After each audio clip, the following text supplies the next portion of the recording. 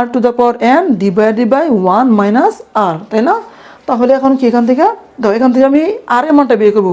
প্রথমে আমি আর এর মানটা বের করবো, পরে আর এর মানটা নিয়ে 1 নং বসাবো বা 2 নং বসাবো, আমার কি এখান থেকে এর মানটা বের হবে। আমার কথা বুঝতে পারছো? আমি প্রথমে 1 আর 2 নং থেকে আর এর মানটা বের করবো, তারপর এর মানটা বের করবো, তারপর সূত্র প্রয়োগ করে এই যে 10টি, তাই না, 10টি পদের সমষ্টি বের করে নিব। আশা করি বুঝতে পারতেছো। তো এখন কি লিখবে, লিখবে 2 নংকে 1 নং দিয়ে ভাগ করি, তাই না? যেহেতু 2 নংয়ের পাওয়ার বেশি, তুমি বড় পাওয়ারকে ছোট পাওয়ার দিয়ে ভাগ দিবে। দেখো এখানে কি আছে 6, এখানে কি আছে 3, তাহলে 2 নংকে 1 নং দিয়ে ভাগ দিবি।